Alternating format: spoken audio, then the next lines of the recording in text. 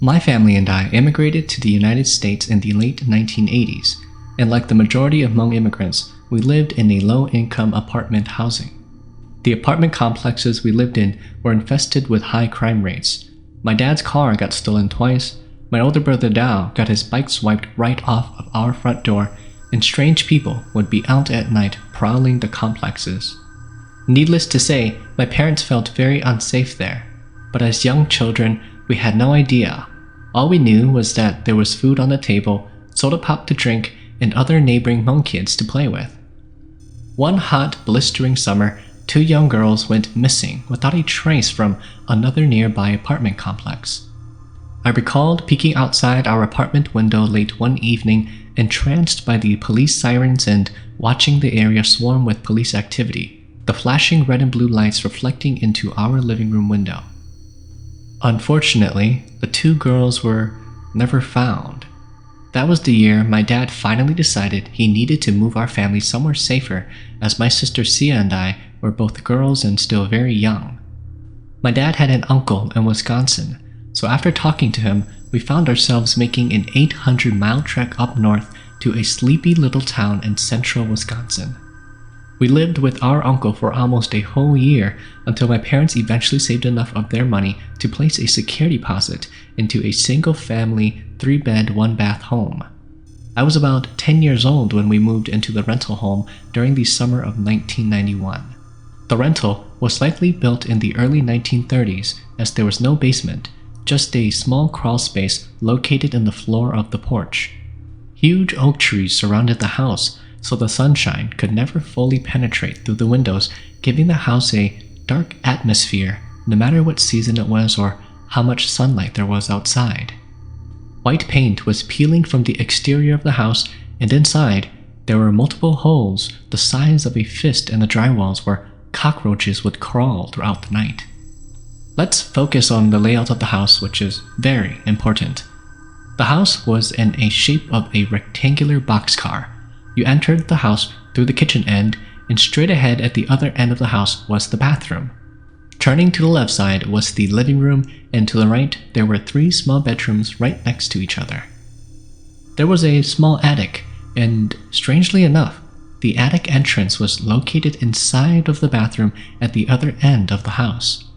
Once you entered the bathroom, the attic door was to the left of an ancient clawfoot bathtub surrounded by a plastic bath curtain. A narrow set of creaky stairs led up to the musty dark attic lined with cobwebs. A child could stand up without bumping their head on the attic rafters, but an adult would have to bend over.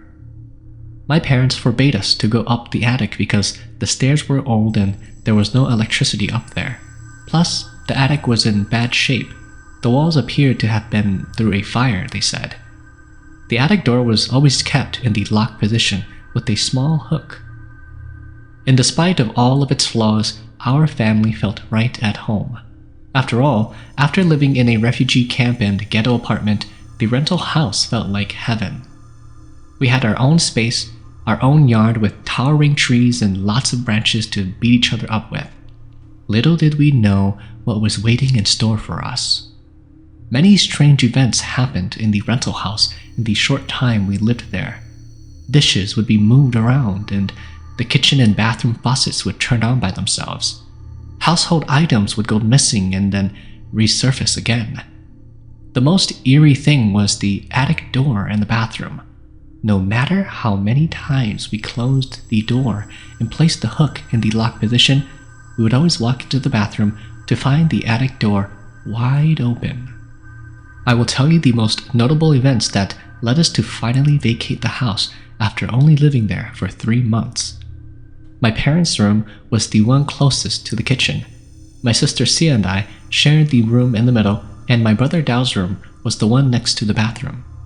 Being the conservative cheapskates most Hmong parents are, our parents were no exception. They refused to let us stay past 10 p.m. to conserve electricity. One summer night, our family had all gone to bed. Sia and I were trying to sleep, but the heat wave was overwhelming, and our room was very muggy. There was no air conditioning at the time, and the only fan we had belonged in my parents' room. Since we were girls, my parents forbade us to open the window. We could hear my brother Dao in his room talking with his girlfriend on the long-corded telephone. We were tossing and turning past midnight, and I started dozing off when Sia woke me up and said, Do you hear that? As I jerked awake, I could hear a succession of 3 rapid, gentle knock, knock, knock coming from the closet. A few minutes later, we heard it again. Knock, knock, knock. Only it was louder this time. My sister and I laid there in the darkness, suffocated by the heat, and covered ourselves with our blanket, too scared to move. Several minutes went by, and we heard the 3 knocks emanating from the closet again. Every set of knocks grew louder than the last. Sia, being the oldest and bravest of us 2, leapt out of bed and turned on the bedroom light switch quickly. As the dim light flooded our room, she did what most people in the horror movies do. She went to the closet and flung open the closet door. The closet was empty, except for our clothes and cardboard boxes on the floor. We ran into our parents' room and told them what we heard, but they yelled at us to go back to bed and quit acting up. The knocking, they said, was probably just from the tree branches tapping our window. The next morning, my older brother Dao woke up while we were having cereal in the kitchen. He yelled at us for knocking on his wall all night long and told us to stop playing pranks because he was talking to his girlfriend. No amount of talking would convince him that it wasn't us. For about a week, everything was quiet, and we eventually forgot about the situation. Then, one evening, it was just my older brother Dao, Sia, and I at home. My parents were out at some relative's house assisting with an oneng and weren't back home yet. Dao was in his room talking to his girlfriend again, while Sia and I were lying in bed getting ready to sleep. Dang, this guy, he's got nothing better to do but talk to his girlfriend. My sister was in the middle of telling me a bedtime story when we heard the knocks again. 3 gentle knock, knock, knock coming from the closet door. We both stared at each other, and Sia paused for a moment, then resumed storytelling. Several minutes later, we heard it again. Knock, knock, knock. Only louder this time. Something was trying to get our attention. Sia and I decided since our parents didn't respond very well to us last time, we should just be brave and check this out ourselves. Surrounded by the darkness of our room, we crept out of bed, opened the closet door gently, and peeked inside. Nothing was there. We were just about to close the closet door when we heard it again. Knock, knock, knock. Wait a minute, Sia whispered. The knocks sound like it's coming from the other side of the wall.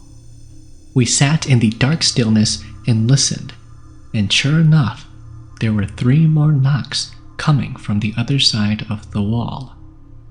Our closet shared a common wall with my brother Dao's closet. We were extremely frightened and ran out of our room to Dao's room. At the same time, he also came out of his room to yell at us for knocking so loudly. He stared at us, completely puzzled, when he heard the sound of knocking coming from his closet door while we were there, standing in the hallway in front of him. Dao quickly walked to his closet and flung it open. Inside was something I'll never forget to this day. There was a little old lady wearing a long washed-out tattered gray dress, her streaky gray and black hair in a high bun, and her back turned to us. She was knocking on the closet wall. Knock, knock, knock. Dao shut the closet door with a bam. The 3 of us were petrified. We ran into my parents' bedroom, which was the only room with a lock, and locked ourselves inside. Too scared to go back out, we grabbed the corded phone to call my parents. Later that night, when our parents got home, they found us huddled in their room. One night, my sister Sia and I were preparing to take a bath together.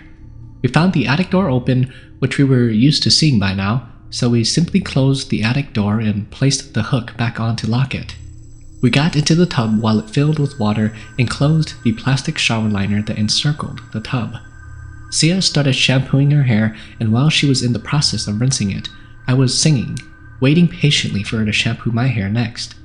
Suddenly, I heard the attic door swing open, with a slow creak. I couldn't see anything clearly because the bathtub curtains were blocking my vision, but I could audibly hear it.